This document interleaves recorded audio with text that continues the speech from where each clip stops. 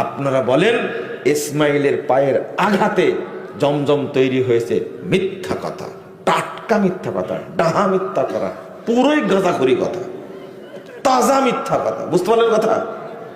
ইসমাইলের পায়ে না, জিবরিলের পায়ের আঘাতে আল্লাহ রাসূল বলছেন ফাবাহাসা বিআকাবিহি আও জানাহিহি, জিবরিল তার পায়ের গোড়া দিলে চাপ দিলেন অথবা তার পাখা দিয়ে চাপ দিলেন, বুঝা গেছে? সাথে সাথে পানি বেরিয়ে গেছে।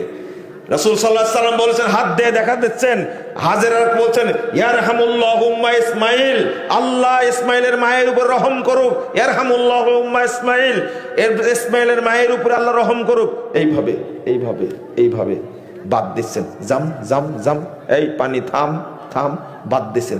লাউ তারাকাতহা, যদি পানি সেদিন ছেড়ে দিতেন, আও লাউ লাম তাগরিফা, যদি সেদিন বাদ না দিতেন, লাকানাত আইনান মাইনা, পানি বের হতে হতে হতে হতে সাগর মহাসাগরে পরিণত হতো।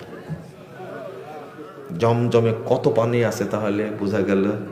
১৫০০ বছর আগে আল্লাহ নবী বলে গেছেন সারা পৃথিবীতে যত পানি আছে, যত সাগর আছে, তার চেয়ে আরো কোটি কোটি গুণ বেশি পানি জমজমে আছে। এই মালিকানা কার? হাজেরা। কে? হাজেরা মালিক এই পানির। ইসমাইলের মা। মাকামে ইব্রাহিম, হাজরে আসওয়াদ, আরাফা, মিনা, মুজদালিফা, জামারা, সাফা, মারওয়া, সব কিছুর নিদর্শনের মালিক এই হাজেরা আর ইসমাইল। দেখেন একটা মহিলার মধ্যে কত বরকত ছিল, আর তার ঔরসে আসলেন পৃথিবীর শ্রেষ্ঠ রহমত মুহাম্মদুর রাসূলুল্লাহ সাল্লাল্লাহু আলাইহি ওয়াসাল্লাম। দেখেন দেখেন কি রহমত তার মধ্যে আছে, কি রহমত। সারা আলাইহিস সালাম, তার পেট থেকে আসছে ইসহাক, ইয়াকুব, ইউসুফ, ইনারা লাখো নবী আসছে, কিন্তু ইসমাইলের পক্ষ থেকে আসছে কয়জন? একজন। তিনি কে?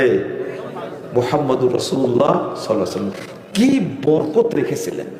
এই জন্য চাই একটা মা এরকম সন্তান জন্ম দিক, যেটা উম্মতের জন্য, দেশের জন্য রহমত হবে ইনশাআল্লাহ।